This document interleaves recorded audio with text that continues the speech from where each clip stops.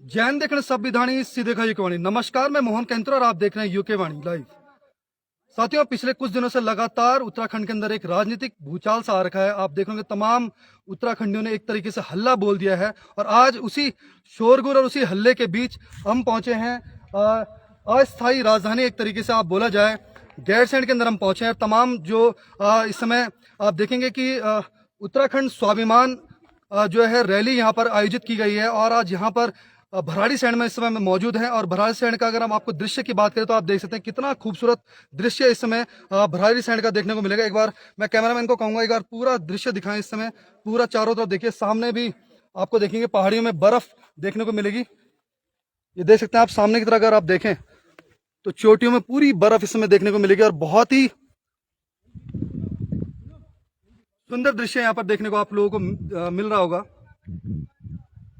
पिछले कुछ दिनों की अगर हम बात करें तो आप देख सकेंगे कि विधानसभा से लेकर जिस प्रकार से एक मंत्री द्वारा किस तरीके से पहाड़ियों की अस्मिता को ठेस पहुंचाई गई थी, उसके बाद जिस प्रकार से पूरा उत्तराखंड मानो एकमुठ सा हो गया है, उसी बीच आप देख सकते हैं कि ये मेरे ठीक पीछे विधानसभा यहाँ पर आपको देखने को मिल रही होगी और यहाँ पर कुछ युवा साथी भी यहाँ पर पहुंचे हुए हैं। ये आप देखेंगे अभी।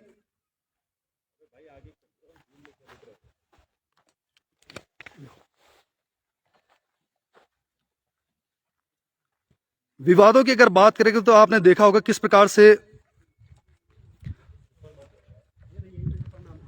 मंत्री प्रेमचंद अग्रवाल के द्वारा पहाड़ियों को अपशब्द कहे जाने के बाद चाहे ऋतुभूषण खंडूरी का उसमें कोई एक्शन ना लेना हो और उसके बाद महेंद्र भट्ट तमाम जितने भी मंत्रीगण हैं भाजपा के, उनका ट्रोल होना इस प्रकार से दर्शाता है कि ये देख सकते हैं आप कि आज यहाँ पर विधानसभा भराड़ीसैंण में कुछ युवा यहाँ पर पहुंचे हुए हैं और आप देखेंगे किस प्रकार से इस देवभूमि के पावन पवित्र मंदिर को इस तरीके से नमन करते हुए यहाँ पर, और उन्हीं से कुछ सवाल जवाब यहाँ पर कर लेते हैं।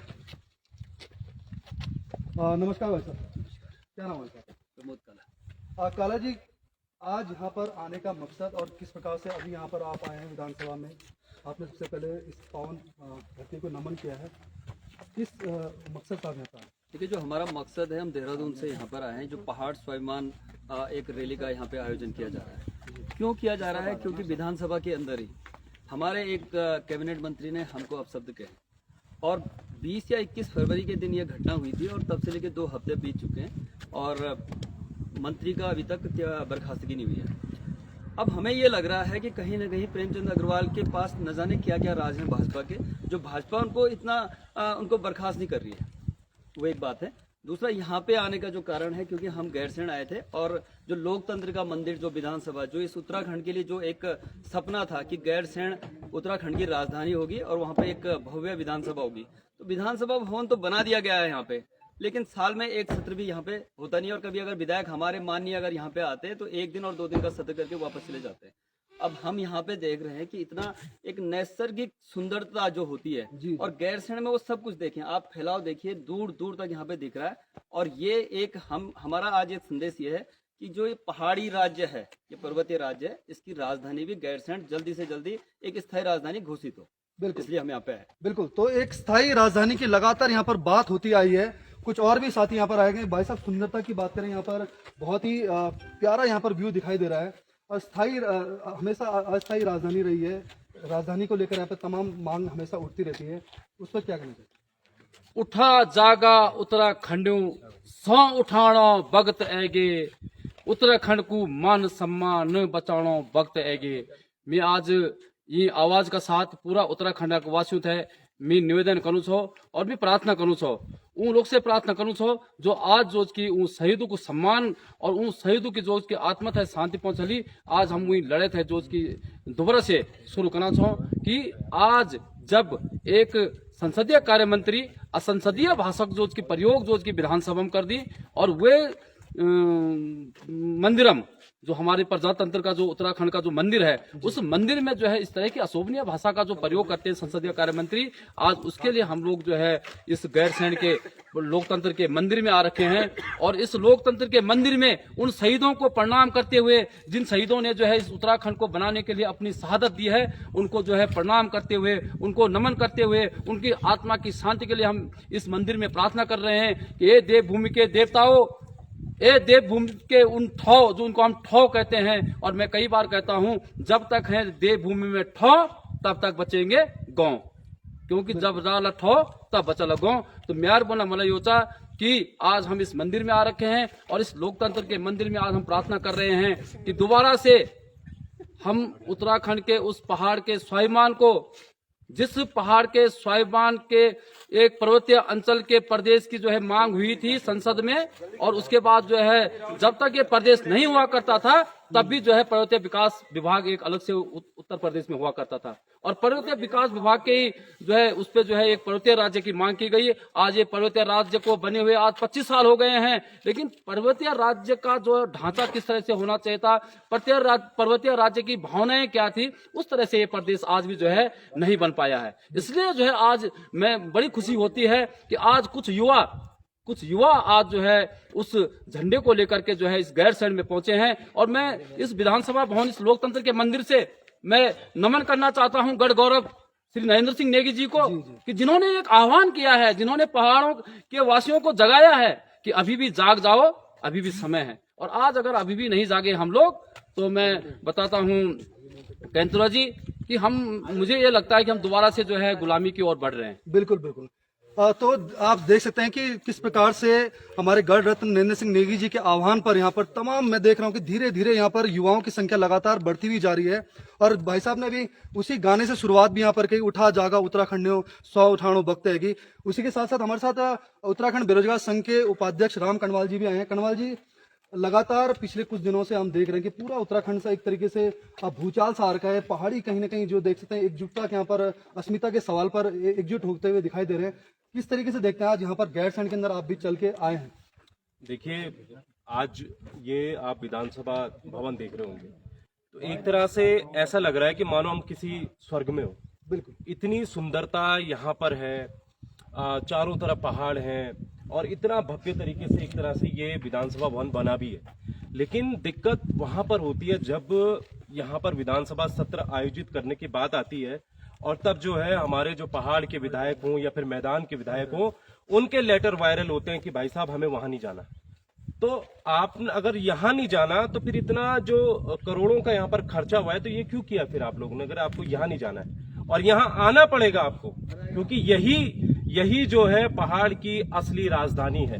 हमें नकली राजधानी नहीं चाहिए, हमें असली राजधानी चाहिए। और उसी असली राजधानी को लेकर जो है यहाँ पर आज से नहीं, बल्कि जब से राज्य गठन हुआ उससे पहले से यहाँ पर जो है ये मांग उठती रही कि गैरसैंण जो है उत्तराखंड जो प्रदेश बनेगा उसकी असली राजधानी होगी। इसके अलावा जो हाल फिलहाल में अभी चीजें चल रही हैं, तो मुझे लगता है कि अब जो है एक तरह से उत्तराखंड को एकजुट होने की जरूरत है।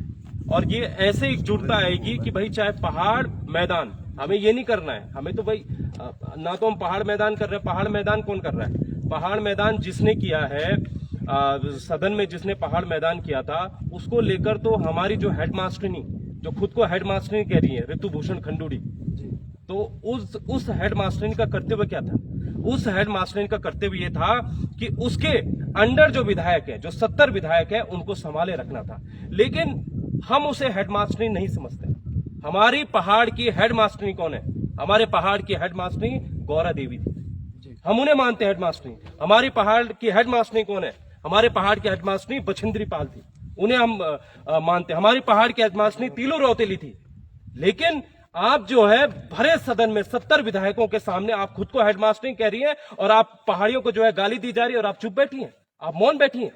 तो ये कहीं ना कहीं बड़े प्रश्न खड़े होते हैं ऋतुभूषण खंडूड़ी पर कि आखिरकार उनके खून में उबाल क्यों नहीं? उनके खून में पहाड़ियों के लिए उबाल क्यों नहीं है? उनके पिताजी के खून में जो पहाड़ियों के लिए उबाल था, वो ऋतुभूषण के खून में नहीं है। और मैं साफ तौर पर ये कहना चाहता हूं, ये विधानसभा भवन है, और इस विधानसभा भवन, उसके बाद क्या किया उन्होंने? वहां पर तो उन्होंने मौन रही, और अगले दिन जो है अपनी राजनीति चमकाने के लिए और थोड़ा कंट्रोल करने के लिए यहां पर आ जाती हैं, गैरसैंण आती हैं, और गैरसैंण में उनको काले झंडे दिखाए जाते हैं। लेकिन आप ऋतु खंडूड़ी भूषण एक तरह से अगर आप हैं तो आपको जो है पहाड़ियों की अस्मिता और पहाड़ियों की एक तरह से पहाड़ियों की जो हमारी चीजें हैं उनको लेकर आपको कहना चाहिए था। तो बड़े शर्म की बात है कि ऋतुभूषण खंडूड़ी ने यह काम किया और आज उनका भी जमकर विरोध जो है गैरसैंण की धरती पर होगा। बिल्कुल, पहाड़ की अस्मिता की कहीं ना कहीं यहाँ पर बात की जा रही है युवाओं के द्वारा। इसी के साथ अगर हम बात करें, अभी कुछ एक वीडियो बड़ी वायरल हो रही है जिसमें वो महेंद्र भट्ट जी से यहाँ पर सवाल किया जाता है, उसके बाद वो नरेंद्र मोदी जी की बात कर देते हैं, यहाँ पर राष्ट्रीय दलों की यहाँ पर बात करते हैं। आज नरेंद्र मोदी जी भी यहाँ पर पहुंचे हैं, तो उस पर क्या कहना चाहिए आप? देखिए, एक नरेंद्र वहां है जी, और एक नरेंद्र यहाँ है, और दोनों नरेंद्र में हमें हमारा नरेंद्र पसंद है, नरेंद्र सिंह नेगी हमें वो पसंद है। लेकिन बात ये है भाई साहब कि उसी नरेंद्र सिंह नेगी के कहने पर हम आए हैं और उन्हीं नरेंद्र मोदी के कहने पर कुछ लोग वहां भी गए होंगे। असली पहाड़ में हम आए हैं, असली राजधानी में हम आए हैं। लेकिन मैं ये कहना चाहता हूं कि जहां तक आपने महेंद्र भट्ट की बात की, ये वही महेंद्र भट्ट हैं जिन्होंने सबसे पहले पहाड़ियों को माओवादी कहा था। किसने कहा था माओवादी? ये मूल निवास भू कानून की रैली कर रहे हैं, इनको माओवादी किसने कहा था? इसी महेंद्र भट्ट ने कहा था। और आज वही महेंद्र भट्ट जो है कह रहे हैं कि आपको जो है मंत्री को हटाना है तो आप जो है मोदी को फोन कर लीजिए। अरे मोदी को क्यों फोन कर लीजिए? फिर आप क्या है यहाँ पर? आपको भाई इस प्रदेश ने आपको जो है राज्यसभा में भेजा, आपको जो 70 विधायक उन्होंने आपको जो है राज्यसभा में भी भेजा है। आप जो है प्रदेश अध्यक्ष है भाजपा के, आपकी नैतिक जिम्मेदारी थी कि आप जो है कुछ ना कुछ इसमें चीजें करते, उनको तलब करते, कुछ चीजें करते, लेकिन उन्होंने नहीं की। तो अपने आप में महेंद्र भट्ट पर भी ये बड़े सवाल खड़े होते हैं कि भाई आप जो है अगर पहाड़ियों के हित में हो, आप ये भी कह रहे हैं कि आप में मुकदमे कर देंगे। उनके काफी वायरल हो रहे हैं कि भाई अगर आप पहाड़ मैदान करेंगे तो आप में मुकदमे कर दिए जाएंगे। मैं एक और चीज कहना चाहता हूं कि मैं एक मैदानी विधायक की बातें सुन रहा था। वो मैदानी विधायक कह रहे थे कि भाई मैदान में ज्यादा बजट आना चाहिए, पहाड़ में ज्यादा बजट नहीं जाना चाहिए। यानी कि जो विधायक निधि है वो मैदानी विधायकों की कम करनी चाहिए और जो पहाड़ के विधायकों की है उसकी कम करनी चाहिए और मैदानी विधायकों की ज्यादा करनी चाहिए। लेकिन एक बात बताओ, जो हमारा पहाड़ का व्यक्ति है, क्या उसने ठेका ले रखा क्या जल जंगल बचाने के? उसने ठेका ले रखा क्या पहाड़ों को बचाने का? उसने ठेका ले रखा क्या पेड़ उगाने का? और मैदानी क्या करेगा? मैदानी अपना जो है सिर्फ और सिर्फ जो है अपना गाड़ी में घूमेगा, अपनी जॉब करेगा। यहाँ पर तो लोगों का टाइम पास भी नहीं होता, तो बैठे रहते हैं हमारे पहाड़ के लोग, अपने जल जंगल जमीनों को देखते रहते हैं। तो ये असल में चीज क्या है भाई साहब? चीज ये है कि पहाड़ के लिए ज्यादा बजट देना चाहिए, पहाड़ के विधायकों की विधायक निधि ज्यादा बढ़ानी चाहिए, बजाय इसके कि मैदान से। बिल्कुल, यहाँ पर बजट की भी यहाँ पर बात की जा रही है। कुछ और युवा हमारे साथ हैं। अब ऐसा क्या नाम? सुरेश सिंह। सुरेश जी, एक तरफ हम देख रहे हैं कि यहाँ पर लगातार आंदोलन की ये धरती कही जाती है, गैरसैंण में तमाम हम आंदोलन को कवर करते हुए आ रहे हैं। सड़क की अगर बात करें तो एक तरफ जो है अगर विधानसभा की सड़क की बात करें तो काफी अच्छी यहाँ पर सड़क बनाई गई, और दूसरी तरफ अगर नेशनल हाईवे की बात करी जाए तो 10-12 फीट की वो सड़क है। तो किस तरीके से हम राजधानी की बात करें, यहाँ पर सड़क के बड़े खस्ता हाल है। बड़ा अनफॉर्चुनेट है कि अगर हम अभी आ रहे थे देवप्रयाग से लेकर पूरा श्रीनगर और रास्ते में पूरा जो हमने नेशनल हाईवे देखा, तमाम जगहों भूस्खलन हो रहा है, तमाम जगह रोड बाधित हो रही है। और ये जो ये हमारा पवित्र स्थान है, ये जो हमारी विधानसभा भवन यहाँ पर भराड़ीसैंण में बनाया गया, इससे चंद दूरी पर मुश्किल 5-7 किलोमीटर की जो डिस्टेंस है, वो उस डिस्टेंस को इतना चमकाया गया है कि मतलब अब ये हेलीपैड का जो रास्ता है हेलीपैड से और यहाँ आने का, यानी कि जो वीआईपीज हैं, जो हमारे विधायक मंत्री जो यहाँ पर आते हैं पिकनिक मनाने चंद दिनों के लिए, उनके लिए जो सिस्टम बनाया गया है, उनको आने के लिए एकदम से रोड को चकाचक किया गया है। लेकिन उससे आगे का जो पूरा रास्ता है, यहाँ से कर्णप्रयाग से और पूरा रुद्रप्रयाग और उससे आगे का जो रास्ता है, बड़ा संवेदनशील है, बड़ा दुरूह है, और आने जाने में तमाम वहाँ पर जो भूस्खलन लगातार हो रहा है। तो ये कहीं ना कहीं हमारी लीडरशिप का अभाव है। आज जो हम सपना हमारे राज्य आंदोलनकारियों ने देखा था, तमाम शहादतें हुई, युवाओं की शहादतें दी हुई, माता बहनों की आबरू लूटी गई, और उसके बाद जो सपना हमारे राज्य आंदोलनकारियों ने देखा था कि जो विधानसभा भवन और विधानसभा यहाँ पर बननी चाहिए, यहाँ पर अस्थायी राजधानी गैरसैंण में होनी चाहिए, आज तमाम जो नेता हमारे यहाँ इतने वर्षों में यहाँ पर बनाए हम लोगों ने, उन लोगों ने सिर्फ अपने घरों को भरा, अपनी जेबें भरी, तमाम भ्रष्टाचार किए, तमाम। और विधानसभा की बात करें तो जो विधानसभा अध्यक्ष रहे आज तक के तमाम विधानसभा अध्यक्षों ने अपने चहेतों को जो है बैकडोर एंट्री के माध्यम से वहां सेट करने का काम किया। और आज जो हमारे राज्य आंदोलनकारी का जो मूल सपना था कि हम गैरसैंण को अस्थायी राजधानी बनाकर पहाड़ का विकास पहाड़ का विकास करेंगे। उसमें हमारे जो तमाम नेता थे, चाहे वो कोई भी हों, बीजेपी के हों, कांग्रेस के हों, सभी लोगों ने जो यहाँ पर राजनीतिक रोटियां सेकने का काम किया। और ये जो भव्य इमारत यहाँ पर खड़ी की गई है, यहाँ आने में अधिकारियों को ठंड लग रही है, क्योंकि लीडरशिप का अभाव है। जब नेता हमारे अधिकारियों पर नकेल नहीं कस पा रहे तो अधिकारी भी आराम से राजपुर रोड सचिवालय में बैठे हैं। अगर हमारी लीडरशिप स्ट्रांग होती, हमारी नेतृत्व क्षमता मजबूत होती, हमारे नेताओं के अंदर पहाड़ का दर्द होता, हमारे नेताओं के अंदर राज्य आंदोलनकारियों का दर्द होता, तो निश्चित रूप से इतने नेता हमारे पैदा हो गए उत्तराखंड में, जो कभी प्रधान नहीं बन सकते थे, लेकिन उत्तराखंड बनने के बाद आज जो विधायक बने फिर रहे, मंत्री बने फिर रहे, पहाड़ियों को गाली दिए फिर रहे, अपने चहेतों को सेट किए जा रहे हैं, तमाम प्रदेशों से बाहर के लोगों को बुला कर यहाँ पर सेट करने का काम किए जा रहे हैं। उन लोगों को आज भी जो है हमारे राज्य आंदोलनकारियों का सपना और हमारे राज्य आंदोलनकारियों की सोच को आज तक उन लोगों ने आगे बढ़ाने का काम नहीं किया। और इसीलिए ये जो विधानसभा की यहाँ पर करोड़ों अरबों रुपए की जो ये इमारतें खड़ी गई, ये सिर्फ एक शोपीस बनकर रह गई है। और ये देखिए अब ताला लगा हुआ है, जहाँ विधानसभा के अधिकारियों को बैठा होना चाहिए था वहाँ ताला लगा हुआ है। और पूरे जनता के पैसे को ठिकाने लगाने के लिए, अपना कमीशन लेने के लिए, अपने घरों को भरने के लिए और अपनी आने वाली पीढ़ियों के लिए मतलब एक भारी भरकम धन इकट्ठा करने की ये सारी साजिश हमारे नेताओं ने की है। और इसीलिए आज भी ये गैर बनकर रह गया है। बिल्कुल देख सकते हैं कि किस प्रकार से इमारत खाली मात्र बन के यहाँ पर रह गई है।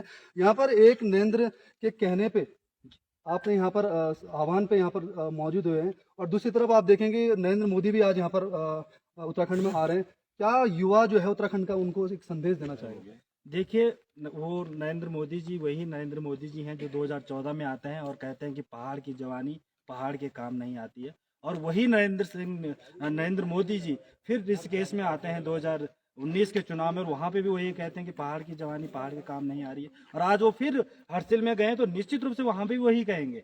लेकिन सच्चाई ये है कि भाजपा की सरकारें भी यहाँ पर रही हैं, और ज्यादा तो भाजपा की हो गई अब, क्योंकि पहले भी भाजपा के 2 कार्यकाल तो यही हो गए।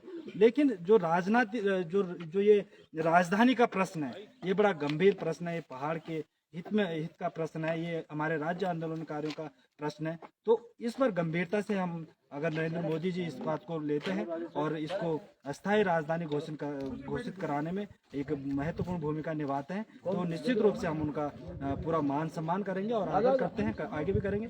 लेकिन जहां तक हमारे गढ़ गौरव नरेंद्र सिंह नेगी जी का सवाल है, वो हमेशा उन्होंने पहाड़ के कल्चर को, पहाड़ की संस्कृति को, पहाड़ की धरोहरों को और पहाड़ को एक अच्छे उसमें जो पूरे देश दुनिया को पहाड़ की संस्कृति को वहां तक पहुंचाने का काम किया। हम उनके अनुरोध पर भी, और जो हमारी सोच है, हमारे दिल से ये सोच है कि हम चाहते हैं, हम देखना चाहते हैं गैरसैंण को राजधानी, और इसीलिए हम यहाँ पर आए। और आज जिस प्रकार से उत्तराखंड विधानसभा में जिस प्रकार का कुकृत्य प्रेमचंद अग्रवाल जी ने किया, पहाड़ियों को गाली देने का जो एक कुकृत्य किया है, और उनको बचाने के लिए तमाम उनकी सरकार, हमारी भाजपा की सरकार, हमारी विधानसभा अध्यक्षा उनको बचाने में लगी हुई, ये बड़ा घोर निंदनीय है। और जिसकी जितने कड़े शब्दों में भर्त्सना की जाए उतनी कम होगी। और आज इसी मांग को लेकर कि प्रेमचंद अग्रवाल को तत्काल बर्खास्त किया जाए, इसीलिए यहाँ पर एक स्वाभिमान रैली का आयोजन किया, जिसमें नरेंद्र सिंह नेगी जी ने भी आह्वान किया था, और हम उन्हीं के आह्वान पर और तमाम अपनी इस सोच को लेकर यहाँ पर पहुंचे हैं।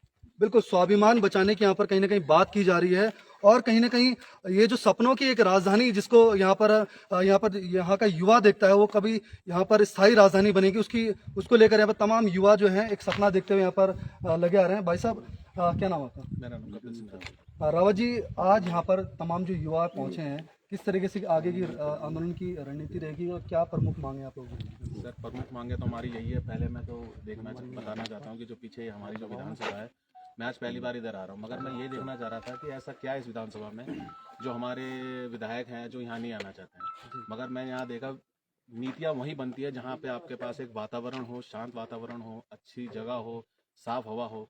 तो जब ऐसी जगह में हम आते हैं तो वहाँ पे नीतियाँ बहुत अच्छी बनती है। शोरगुल से हट के एक ऐसी जगह में आते हैं, ठंडे इलाके में, ऐसे इलाके में, पहाड़ी क्षेत्र में आते हैं, तो वहाँ पहाड़ में बैठ के, फिर हम ऐसे क्षेत्र में बैठ के, अगर हम यहाँ विधानसभा में बैठ के, जैसे विधानसभा में बैठ के अगर हम रणनीति बनाते हैं, तो पहाड़ के बारे में ही सोचेंगे, फिर अपने बारे में ही, अपने पहाड़ के लोगों के बारे में सोचेंगे।